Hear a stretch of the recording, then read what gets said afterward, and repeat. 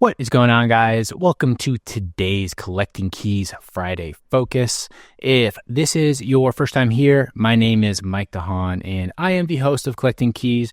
I have been a full-time real estate investor for coming up on 6 years, and I've done hundreds of deals. Mostly I do wholesaling and flips and direct-to-seller stuff, but I also own a pretty decent rental portfolio. And on these Friday episodes, we like to do a deep dive into a recent deal that we have done.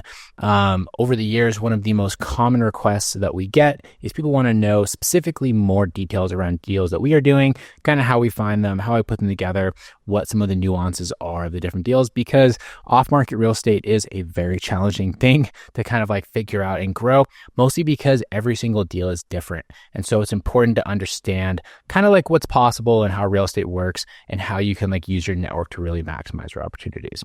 All right.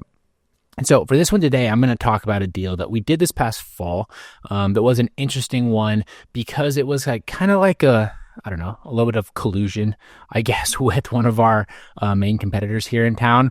But it was one where it could have gone two ways. It could have ended up basically going the way that it went, where we both made a little bit of money, or it could have ended up with us kind of bidding against each other and one of us buying a crappy deal or basically making way less money than we both ended up making.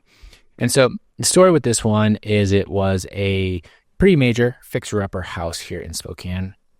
And we got a call from the seller. Of course, it happened to be a Saturday. I always feel like the most desperate sellers tend to call on the weekend when people don't really want to be working. But he called us and he said that he was calling everyone in town and he was trying to get offers on this fixer-upper rental that he had just gotten the tenant out of. And our guy was on top of it. He just happened to have some openings and availability, which was great. And so he went straight to the house, which the seller was open to doing. Went straight to the house, met with the seller, with the goal to be the first one there, with ideally so that we could get a contract and have it not go through the weekend, since we knew that most of the larger companies or other people in town here would not be working over the weekend. They would be probably following up with that on Monday. So we're trying to get ahead of it. So anyways, our guy shows up, and sure enough, one of our competitors, who is a kind of one-person operation we know very well, is actually a decent friend of ours. He was also there, and he had the exact same thought process as us. Okay. And so my guy and him kind of saw each other, friendly acknowledgement, went and talked to the seller, did the walkthrough, everything was going fine. And then the seller made it very clear that he was going to be taking the highest and best offer, and that he also wanted to have everyone come through on Monday. Right. And so it was like a whole thing where he was basically trying to drag it out. And the seller's objective was basically to be able to get everyone's offers against each other. So he could get the highest bid. So go through the weekend, nothing really, necessarily happens. We kind of have a basic offer. We called back the seller on Sunday. He didn't really want to accept offers. Then he wanted to wait for everybody else to come through. Anyway, so we get to Monday afternoon, and it turns out that there were no other people that he actually called that came out to the house. And so it was our rep and then the guy that was there. And he essentially told us that the other party had offered X amount of money. I think it was like $130,000, and wanted to know if we were going to be able to beat that. And this is where our guy got real crafty. So our sales guy. So instead of saying like, yes, we could, or no, we can't, he said, here, let me just run some quick numbers really quick and I'll call you back. So he went, and instead of going and running numbers, he basically called our competition and said, hey, this is what the seller has told us. Is that true? What are you planning to do with it? What's the full situation here? And our competition said, no, I actually offered him $120,000. So he is basically trying to bluff to try and get a higher number here.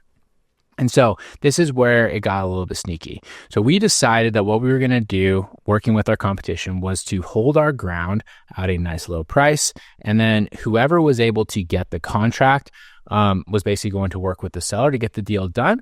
And then the other person was going to work outside of closing to help find a buyer and help facilitate the wholesale deal.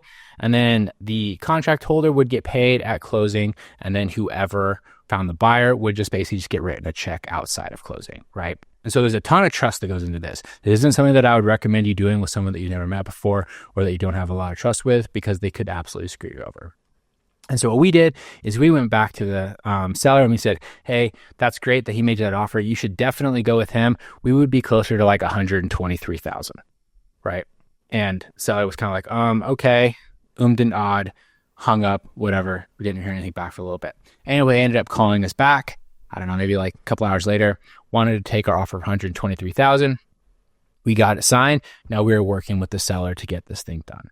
So we started carrying the seller through, making sure all the due diligence was there. We had access to the property, all those sort of things, worked with title. Our competition went out and found a buyer. He was able to find one for, I think, 135. And numbers might be off a little bit. I'm kind of going off memory. This was in like August that we did this. 135,000. Buyer was all good to go. We were able to help work with the seller to get access. So we were both basically doing our wait for the deal. Went through, assigned it to the buyer that our competition found, and then we split our little $13,000, or was it basically a $17,000 fee on that thing. And so we actually received the money into our bank account. It got wired to us by a title company. We wrote him a check for his 50%, and lo and behold, we both made money instead of us like bidding each other up. One of us saying I could do 130, and now one of us is only making $5,000, or like, he goes to us with 130, then back to him 132, and now we're each making small stuff. Point being is we were able to play a little bit inside baseball and, overcome the seller thinking that he was sneaky, trying to make false claims around offers and bid us up when it wasn't necessarily true. And instead we were able to work together and, let investors support other investors and get this deal done. We both made net quite a bit more money than we would have if we had sort of chased each other's offers. So the big lessons on this are, don't be afraid to collaborate, right? Especially if you have people that that are in the same industry and that you're friendly with. That's a very underrated thing, I think, in this industry, is like the level of collaboration that you can have.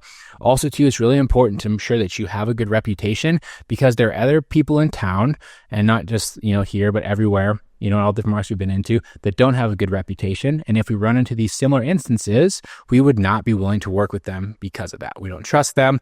We don't think that they will do the correct thing. And so what would have happened if it had been one of those people, we probably would have ended up chasing it to the top and nobody would have made anything, and it would have been a giant waste of time. So protect your reputation, make sure you're networking and you kind of know who people are in your market, and kind of, hustle, respect hustle in these kind of things. And that's important to acknowledge that. And don't get cheap with stuff either and try to like cut people out because you want to make a little bit more money.